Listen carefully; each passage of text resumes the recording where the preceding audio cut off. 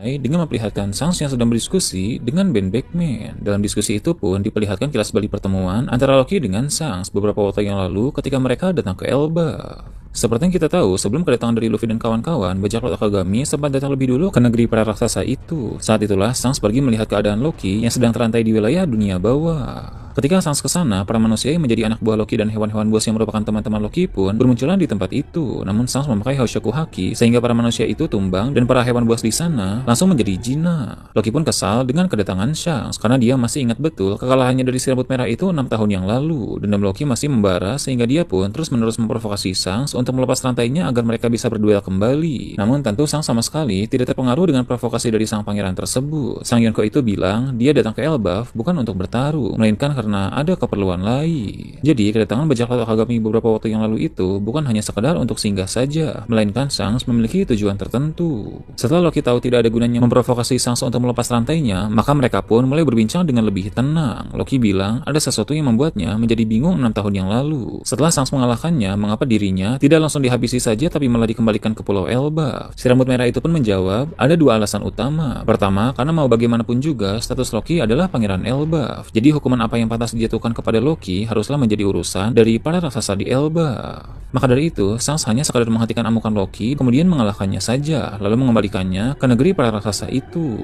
Menurut Shanks, mengembalikan Loki untuk dihukum oleh para raksasa juga bagus untuk membangun hubungan baik antara bajak laut Akagami dengan kerajaan Elbaf. Jadi alasan mengapa Shanks dulu repot-repot mengalahkan Loki dan mengembalikannya ke Pulau Elbaf, itu agar Shanks mendapat respect dari para raksasa Elbaf, sehingga bisa dibilang kerajaan Elbaf memiliki hutang budi besar kepada Shanks. Alasan kedua, Shanks cukup yakin bahwa Loki ditakdirkan untuk memiliki peran signifikan dalam dunia ketiga ini. Shanks memang orang yang tahu banyak hal soal rahasia dunia dan juga mengetahui banyak kebenaran, sehingga wajar bila dia mempunyai dugaan seperti itu. Mengapa Shanks menduga begitu? Karena dia tahu ada beberapa buah iblis yang berkaitan erat dengan takdir. Maksudnya adalah orang-orang yang akan mengonsumsi buah iblis itu bukan orang sembarangan, melainkan orang yang memang ditakdirkan untuk itu. Contoh seperti Luffy yang memakan buah iblis Hito-Hitonomi model Nika. Luffy bukan orang sembarangan, dan peristiwa itu bukan kebetulan belaka, melainkan permainan takdir. Buah iblis legendaris Elbaf yang dimakan oleh Loki pun juga berkaitan erat dengan takdir. Loki bisa mendapatkan buah iblis itu bukan hanya karena dia kuat dan mampu menerobos kastil untuk mengambilnya, melainkan itu bagian dari permainan takdir. Takdirlah yang memilih Loki untuk memakan buah iblis tersebut, dan siapapun yang ditakdirkan untuk memiliki buah-buah legendaris seperti itu, menurut Shanks akan memainkan peran yang besar pada masa depan nanti. Jadi Shanks paham dia tidak mungkin mengganggu alunan takdir, sehingga dia tidak menghabisi Loki 6 tahun yang lalu.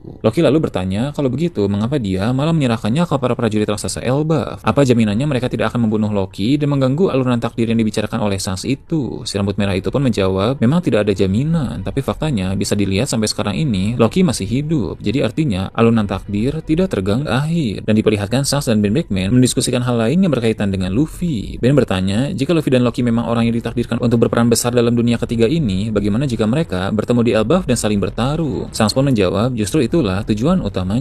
Jika Luffy mengalahkan Loki, maka Loki akan mengakui Luffy sebagai dewa matahari Nika yang sesungguhnya, dan bahkan Loki pun akan menjadi rekan Luffy yang sangat penting pada perang besar nanti. Ini sesuai dengan moral yang tertera di Pulau Elbaf, di mana di sana ada Sun God Nika yang bekerja sama dengan sosok raksasa yang mirip dengan Loki. Jadi memang meski sekarang sedang terjadi bentrok antara Luffy dengan Loki, tapi pada akhirnya mereka akan bekerja sama. Shanks juga menggarisbawahi bahwa pertarungan Luffy melawan Loki juga akan membuat Luffy menjadi semakin kuat lagi, karena kekuatan petir yang Loki miliki bisa membuat penguasaan petir Luffy menjadi semakin hebat. Sampai saat ini Luffy memang sudah menguasai dua elemen, yaitu elemen api dan petir. Nah, dalam pertarungan melawan Loki ini, kemampuan petir Luffy akan menjadi semakin kuat.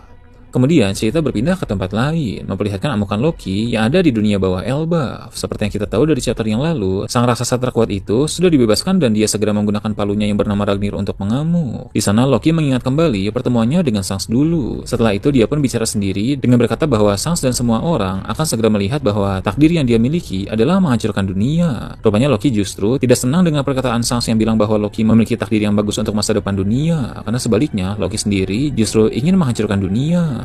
Balik ke tempat lain, diperlihatkan kapal-kapal pasukan revolusi. Para komandan revolusi telah bergerak untuk membantu menghancurkan kapal-kapal suplai terbaru di dekat Red Line, karena kapal-kapal itu sekarang dijaga ketat oleh pihak Angkatan Laut. Bahkan ada seorang ksatria suci juga yang melindungi kapal-kapal tersebut. Dagon dan Sabo tidak berada di kapal pasukan revolusi itu, sebab kapal mereka berbeda dengan tujuan yang lain, yaitu menghadapi Garling dan Shamrock di tempat yang berbeda. Di kapal pasukan revolusi yang sedang disorot ini, ada Ivankov. Ivankov sedang memegang kertas berisi data-data para ksatria suci. Mushi. Pasukan revolusi bisa mendapatkan informasi tersebut karena mereka memiliki informan dan mata-mata internal di pemerintah dunia. Sebelumnya, Dragon sudah membaca data-data itu sehingga sekarang giliran Ivankov yang membacanya. Ivankov bilang, para kesatria suci memiliki kekuatan besar dan kemampuan-kemampuan yang unik. Dia yakin mereka akan menjadi musuh yang sulit untuk dihadapi. Kemudian dia membaca di catatan itu soal Abyss atau lingkaran sihir, kemampuan yang bisa dipakai untuk berteleportasi dan pemanggilan. Ivankov merasa heran karena dia pikir kemampuan semacam itu hanya mitos saja. Belobeti yang ada di sana pun bilang, jika tidak hati-hati maka teknik tersebut akan menjadi masalah yang merepotkan karena para kesatria suci bisa langsung memanggil rekan ketika mereka terdesak. Jadi apapun yang terjadi, jangan beri kesempatan untuk para kesatria suci itu menciptakan lingkaran. Dragon menghubungi Belobeti melalui Denden Mushi. Dia bertanya bagaimana kabar dari pasukan revolusi yang lain. Belobeti pun berkata semuanya sudah bergerak. Ketika dia mengatakan hal tersebut, diperlihatkan panel-panel dari berbagai tempat yang menampilkan pergerakan dari para anggota rahasia pasukan revolusi. Untuk saat ini mereka masih muncul berupa siluet saja. Namun ada beberapa hal menarik dari siluet-siluet itu. Salah satu di antara mereka terlihat sangat mirip dengan Shimotsuki Koshiro yang merupakan guru Zoro saat di dojo dulu. Saat dalam flashback Zoro, pasukan revolusi memang pernah terlihat datang ke sana, sehingga tak aneh bila Koshiro kemudian berafiliasi dengan pasukan revolusi. Lalu ada juga siluet lain yang tampaknya adalah seorang raja karena dia memakai semacam mahkota. Ada juga siluet yang memperlihatkan seorang wanita. Wanita itu berkata dia sudah tidak sabar untuk bertemu dengan Dragon setelah sekian lama.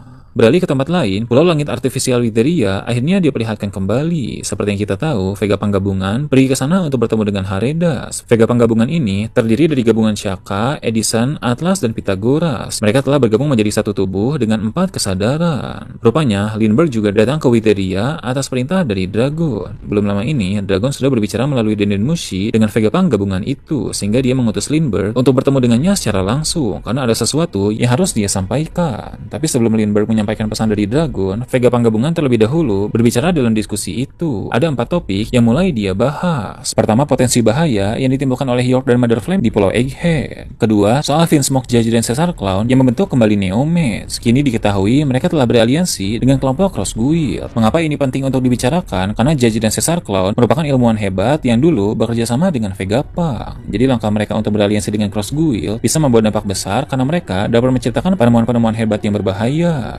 Ketiga, ada soal kekacauan dunia yang terjadi akibat dampak dari siaran Vegapunk. Banyak orang mulai panik dan ingin mencari tempat tinggal di lokasi yang lebih tinggi karena mereka takut potensi dunia yang akan tenggelam. Dan keempat, Vegapunk Gabungan juga berencana untuk mengadakan proyek penemuan besar. Itulah mengapa mereka mendatangi Haredas, karena mereka butuh bantuan dari ilmuwan-ilmuwan jenius itu.